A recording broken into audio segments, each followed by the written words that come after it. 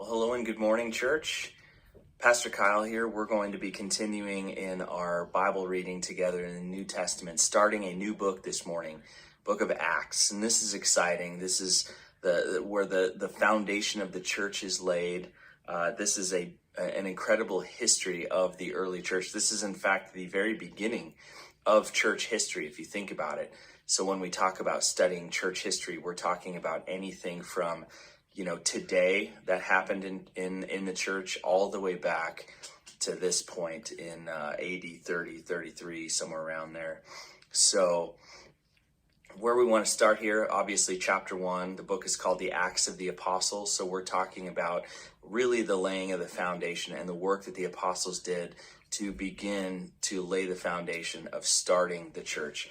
And in the very beginning, we hear the first account I composed, Theophilus, about all that Jesus began to do and teach. Now that ought to tell us something, because Luke's gospel started with that very same statement. I write this account to you, O Theophilus, who is a character. We don't exactly know who he is, but Luke is writing really what is a two-part history. So the Gospel of Luke is part 1 and the book of Acts is part 2. And we really see that here in chapter 1 as Luke picks up right where the gospel leaves off. So we hear words of Jesus here that he's re-recording here in verse 5, and he says, you heard from me, for John baptized with water, but you will be baptized with the Holy Spirit not many days from now. He's predicting the Helper, the Holy Spirit, would come and initiate the church age. So when they'd come together, they were asking him, saying, Lord, is it at this time you are restoring the kingdom to Israel? And he said to them, it is not for you to know the times or the epochs in which the Father has fixed by his own authority, but you will receive power when the Holy Spirit comes upon you, and you shall be my witnesses in Jerusalem and in all of Judea and Samaria, and even to the remotest parts of the earth. This is so great because Jesus is saying here the ministry is going to start here. The revival is going to start in Jerusalem, and then in Judea and Samaria, the surrounding areas, and then circle out to the whole world. So even though Jesus' ministry had started in Galilee and all through Samaria and Judah, and then into the Decapolis, the Gentile cities around, when the Jewish leaders had rejected him as Messiah, he started sharing the gospel in those areas, and there were converts. This is where the church would begin, in Jerusalem, with Peter's preaching that we'll see in the next chapter. But Jesus promises, and they say, hey, is this where you're going to save the nation of Israel? And he says, you will receive power and you'll be my witnesses. So he's even still working on shifting their message from a political revival to the building of the church, which would then usher in eventually the kingdom, an everlasting kingdom, even better than the one that they thought they wanted in a temporary kingdom, a human kingdom. So then it says these things, after these things, he was lifted up, and while they were looking on, a cloud received him out of their sight. So this is the ascension. We see this at the end of all the Gospels. And then an angel shows up. Men of Galilee, why do you stand looking into the sky? This Jesus who's been taken up from you into heaven will come in just the same way. So we see a lot of stuff going on in here. Jesus setting the mission for the foundation of the church. This angel telling us how Jesus is going to return through the clouds, exactly the way he was taken up.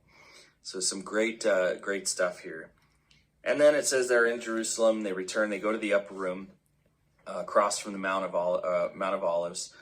And when they had entered the city, they went up to the upper room where they were staying. This is Peter and John and James and Andrew, Philip and Thomas, Bartholomew, Matthew, James, Simon, Judas, the son of James. These are the 11 that were left. And they were continually devoting themselves to prayer. Keep that in mind, because we'll see that again in chapter 2. Continually devoting themselves to prayer, along with the women and Mary and the mother of Jesus, with his brothers.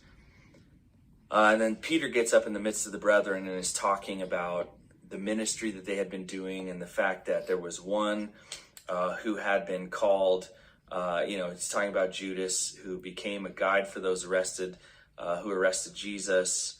It says, for we counted him among those who received a share in the ministry. Now this man acquired a field with the price of the wickedness, and falling headlong. Now, this is some interesting stuff here. It's telling us more details. After Judas betrays Jesus, he goes and hangs himself. The rope snaps, and he ends up disemboweling in this field that he had bought under the wall. So it's saying that there's a prophecy being fulfilled here from the Psalms. Let his homestead be made desolate, and let no one dwell in it, and let another man take his office. So Peter's looking at that saying, see, Judas fulfilled that, and we need to fulfill the rest. Let another man take his office.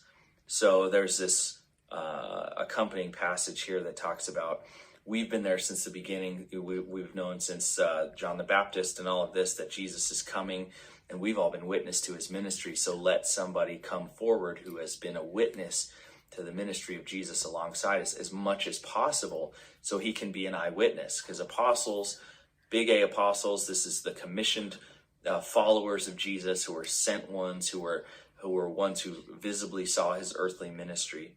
So they choose two people, Joseph Barsabbas and called Barsabbas, and Matthias. They cast lots to see who's the Lord going to pick, and the lot falls to Matthias. So Matthias takes his place among the apostles, replaces Judas, who was the unfaithful one, and that kind of is the prelude, setting the stage for what's going to happen in chapter 2, where Peter gives this great sermon, and we see the foundation of the church happen. So that's the beginning of the book of Acts. We're in a very exciting section of the Bible. I hope that's encouraging and exciting to you. I look forward to getting into the rest of the book with you, chapters 2 and 3, the rest of this week. So have a good day, and we'll see you tomorrow.